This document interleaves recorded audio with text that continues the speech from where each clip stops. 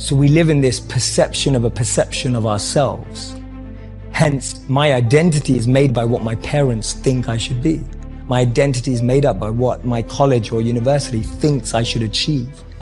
While you're living in that bubble and that echo chamber, getting to what you really want to do is impossible, because maybe that just doesn't fit. And I think so many people feel that way today, that they don't fit into the current education system. They don't fit with the 3 or 4 or 5 careers that you're taught exist.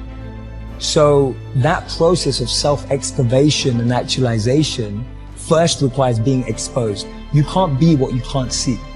And what we have to do in order to get to that place where we can take the keys and unlock the self-imposed prisons, or the prisons that we have given ourselves on the basis of what we have come to believe is our limitations, what we can and can't do. We have to let go of that. And I call it rewriting our agreement with reality. I will wake up with a new mindset for myself, for my future. The sky's the limit to your dreams. You can go beyond the stars if you make it up in your mind that you won't be stuck.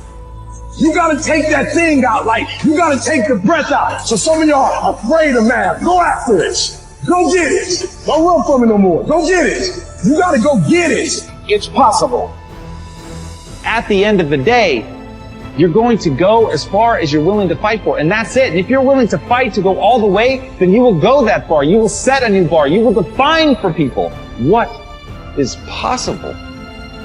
You just have to have the drive and willpower to go through that next door and give it your all. We all must become the leaders that we're looking for. We got this.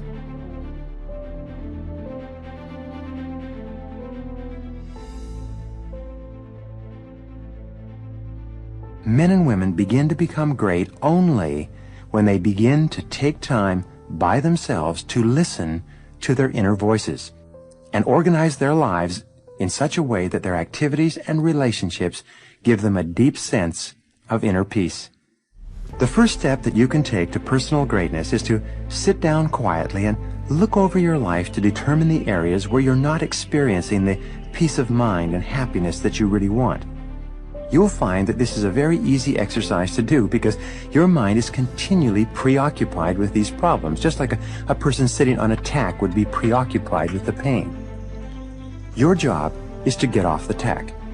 Your responsibility to yourself is to realize that you can never make someone else happy by being unhappy yourself, just as you can never make someone else healthy by being sick.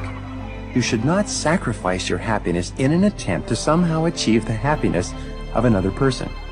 You'll only end up making no one happy, especially yourself.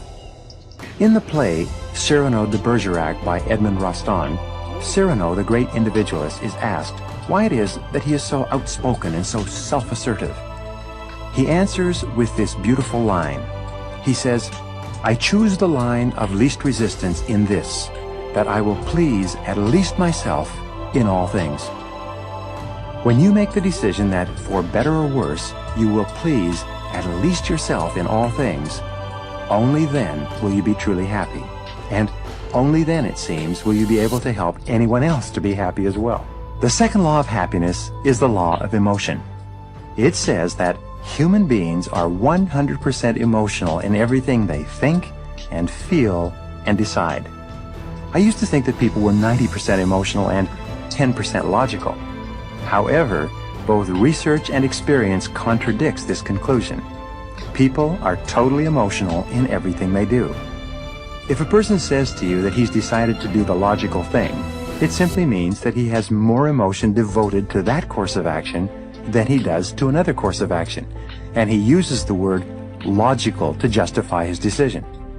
Someone once said that no matter how old you become, you always have the emotions of a teenager.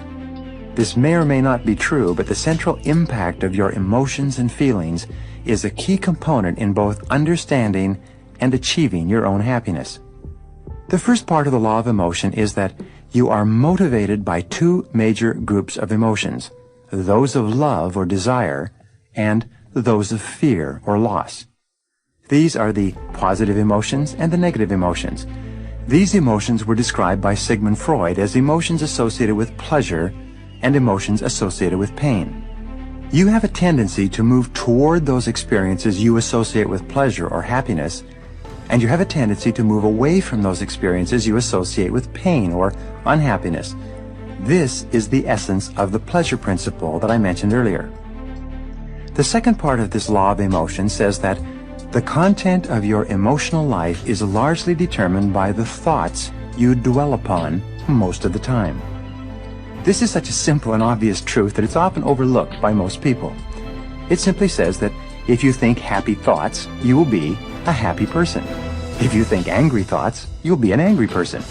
If you think about the things that people have done to hurt you and the reasons you have to be angry or unhappy, you'll be negative, pessimistic, and eventually you'll be depressed. Abraham Lincoln once wrote, "A man is just about as happy as he makes up his mind to be." Well, this is true for you and true for me. Let life touch you.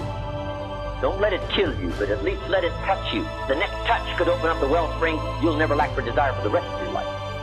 From shortly after the time I met my teacher, Mr. Shope, at age 25, no one's ever had to say to me all these years, "When are you gonna get going?" Nobody's ever said that to me all these years. I've heard, "When are you gonna slow down? You're gonna have a heart attack and die. You can't keep up this kind of calendar." But nobody's ever said to me, "When are you gonna get going?" I'm asking you to keep searching for life experiences until you find one that lights your fires, until you will never lack for desire for the rest of your life. And nobody will ever have to say to you the rest of your life, "When are you gonna get off the couch?"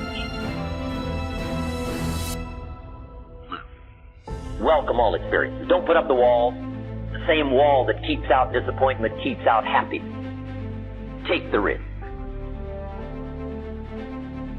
And here's the last emotion that can change your life in a single day. It's called resolve. Resolve says, "I will." Two of the most powerful words in the language. I gave you the formula for disasters. Could, should, don't. Here's the formula for fortune. Should, could, will. I will. I should. I can, and I will. Two of the most powerful words in the language. I will. Benjamin Disraeli once said, "Nothing can resist a human will that will stake even its existence on its purpose." I'll do it or die. What a powerful set of words. A man says, "I will climb the mountain." They've told me it's too high, it's too far, it's too difficult, it's too rocky, it's never been done before. The man says, "Hey, it's my mountain, I'll climb it." Pretty soon you'll see me waving from the top or dead on the side, 'cause I ain't coming back. Best definition of resolve I ever got was from a junior high girl, Foster City, California. I love to talk to kids and ask them definitions. They come up with beauty. I got to this word and I said to the kids, "Who can tell me what resolve means?" Some didn't know and some tried. It was interesting. The best one I got was a little girl about 3 rows back. She said, "Mr. Rohn, I think I know." I said, "What?"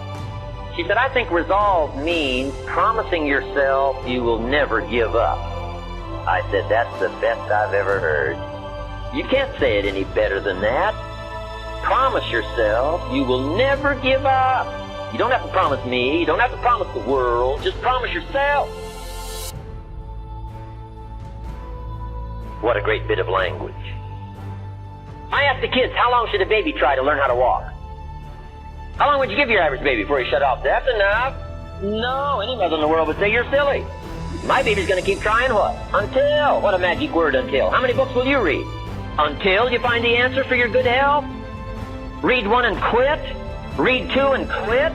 Risk a cardiovascular disaster? I can't buy that from you. Wouldn't you read enough books until?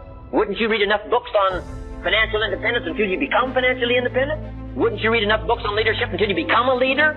Wouldn't you read enough books on power until you've got the power? Of course, why not?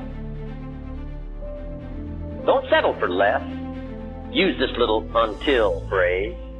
I'll do enough exercises until I become healthy.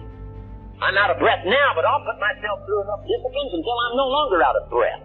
I'm not going to walk up one flight of stairs and can't catch my breath. It's over. Until magic.